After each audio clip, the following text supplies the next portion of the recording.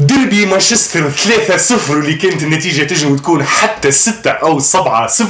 لاعبنا دولي تونسي حنا ما كانش فوق الميدان، لكن اللاعب المغربي مرابط كان فوق الميدان وين تحصل على 6.4.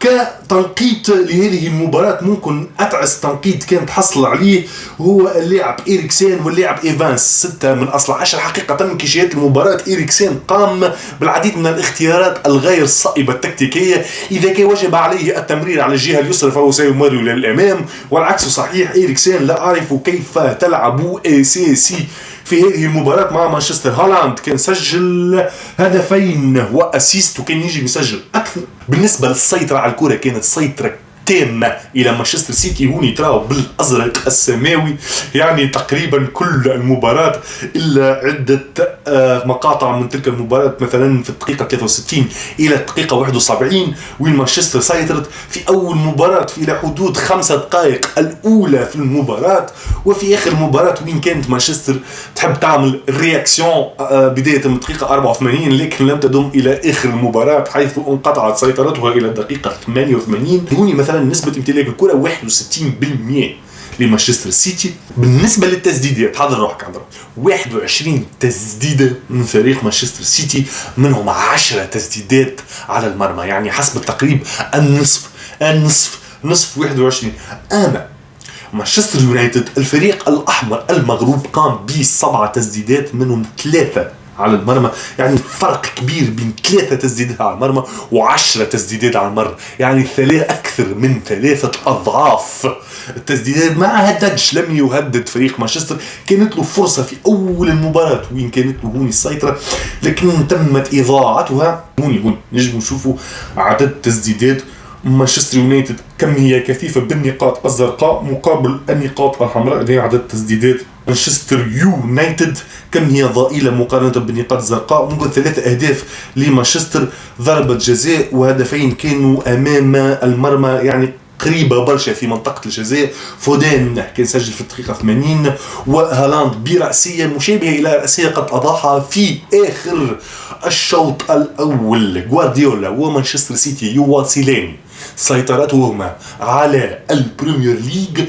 ومانشستر يونايتد لن يكون أي منافس لا هذه السنة ولا السنة القادمة على الأقل في المستقبل القريب. بالنسبة لمرابط تحصل على ورقة صفراء، لهذا لازم يسيطر أكثر على أعصابه. كانت نوعا ما مجانية وممكن هذا اللي خلى إريك تين هاغ وشتاني وفرق واسع بين غوارديولا وإريك تين هاغ خلى إريك تين هاغ يقوم بإخراج سفيان مرابط، لأنه تلك الورقة الصفراء سوف تعطله. ولعب شوطا كاملا 45 دقيقة. بالنسبة إلى التمريرات 9 تمريرات ناجحة من أصل 11، وبالنسبة إلى المساندة الهجومية 19 لمسة. بس هنالك أي رقم آخر هجومي بالنسبة لمرابط اللي كان تركيزه أكثر دفاعي. ربح تاكل عملية انزلاقية واحدة من أصل 2، وكان قد صد الكرة مرة، وكان قد قام بعملية لإخلاء الكرة مرة منها رأسية، وكان قد قام باسترجاع الكرة مرة، وكان قد تمت مراوغته مرة. أرقام دفاعية ضئيلة، لكن تشوف هجوميا ماكش موجود. نتوقع مرابط لاعبنا المغربي الدولي يكون موجود دفاعيا، لكن أيضا دفاعيا معناتها ما كانوش شكل. ممكن زاد لعب 45 دقيقة. يلا نمشي نشوف الثنائيات. ثنائيات ربح 3 ثنائيات وخسر 3 ثنائيات، معناتها 50% نسبة نجاح في الثنائيات. بالنسبة للثنائيات الأرضية كانت 3 على 6 ولم يكن له أي ثنائية هوائية. ارتكب مخالفتين وارتكب عليه مخالفة واحدة.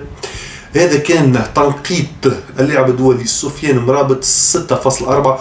بالنسبة للموقع الآخر كان أعطاه سفيان مرابط 6.5، عدد أكثر بقليل. هذه كانت التحركات الحرارية لمرابط، ممكن كثافة أكثر أمام المرمى هوني وأقل حضور في النصف الثاني للميدان.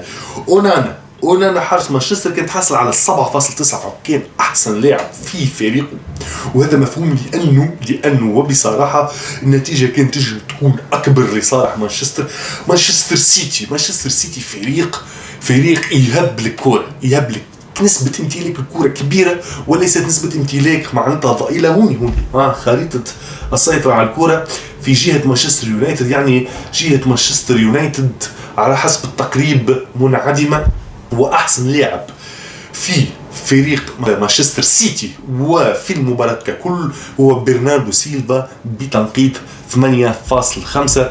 بالنسبة لترتيب البريمير ليج، فإنه مانشستر سيتي ب 24 نقطة، نفس التنقيط مع الأرسنال في المرتبة الثانية، لكن فريق أرسنال يفوقه ترتيبا. وبالنسبة لمان يونايتد في المرتبة الثامنة، مستقبل غامض لفريق مان يونايتد، نتمنى نشوفوه يرجع على ساقيه.